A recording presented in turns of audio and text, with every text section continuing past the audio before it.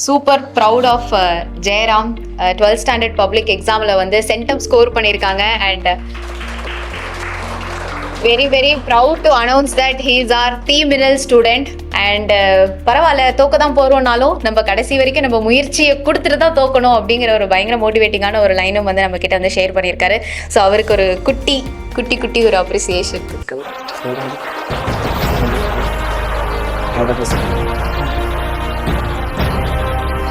நான் இது பண்ணியிருந்தா கண்டிப்பா எனக்கு இன்னுமே பெட்டர் மார்க் வந்திருக்கும்னு நம்ம இப்ப நிறைய விஷயம் வந்து மைண்ட்ல வச்சிருப்போம்ல. இது முன்னாடியே தெரிஞ்சிருந்தா நான் இன்னும் கூட பெட்டர் ஸ்கோர் நான் பண்ணிருப்பேன் அப்படிங்கறது.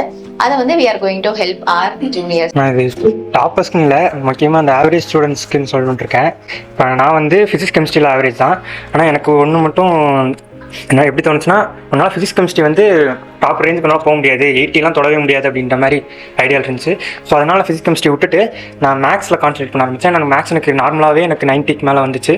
ஸோ நான் மேக்ஸ் நல்லா கான்சன்ட்ரேட் பண்ணேன். ஆனால் எனக்கு அதுலேயே தெரியும் எனக்கு 99 மேலே தாண்டாது. அதுவே ஒரு பேப்பரில் ஒரு மார்க் கூட தப்பு இல்லாமல் ஒரு பேப்பர் இருக்கும் அப்படின்ற இது இருந்துச்சு. அதே மாதிரி தாட்டா எனக்கு எப்படி ஒன்றால் ஃபிசிக்ஸ் கெமிஸ்ட்ரியில் 80, 90 தாண்ட முடியும்னு இருந்துச்சு. ஆனால் நான் மேக்ஸில் முடியுமா முடியாதுன்றதை தாண்டி சரி ட்ரை தான் பண்ணி பார்ப்போமே. நான் டெய்லியும் அது ரொட்டீனாக ஃபாலோ பண்ணேன். டியூஷன் போயிட்டு இருந்தேன் டெய்லி. ஆனால் 1 hour ஸ்பெண்ட் பண்ணிட்டு ட்ரை பண்ணிட்டு இருந்தேன். பட் ஃபிசிக்ஸ் கெமிஸ்ட்ரி அப்படி பண்ணல.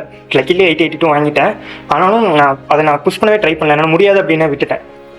ஸோ அதனால் வந்து நீ தோக்க போகிறேன்னு தெரிஞ்சிருச்சு அப்படின்னா தோக்கிறது உனக்கு கன்ஃபார்ம் ஆயிடுச்சு. அதாவது உன் மனசில் கன்ஃபார்ம் ஆயிடுச்சு. ஸோ நீ தோக்கிறதுக்கு ரெடி ஆகிட்டேன். இப்போ ட்ரை பண்ணி தோற்றுக்க வேண்டியதானே, உன்னோட ஃபுல் எஃபோர்ட் போட்டு தோற்றுக்கலாம்ல அப்படின்ற மாதிரி எனக்கு இது இப்போ தான் தோணும்.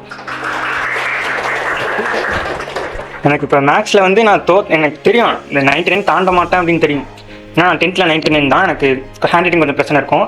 எதாவது கான்செப்ட் புரிஞ்சாலும் நான் கடைசி நேரத்தில் ரொம்ப யோசிச்சு தப்பு பண்ணுவேன். அதெல்லாம் 10th போச்சு.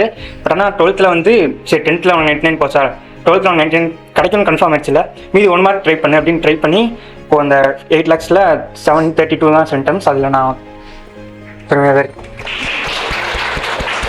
எனக்கு என்ன ப்ரௌடாக இருக்குது அப்படின்னா, லைஃப்பில் ரொம்ப முக்கியமான விஷயம் மார்க் மட்டும் எடுக்கல இவங்க யாருமே. Like that's what I am super proud of.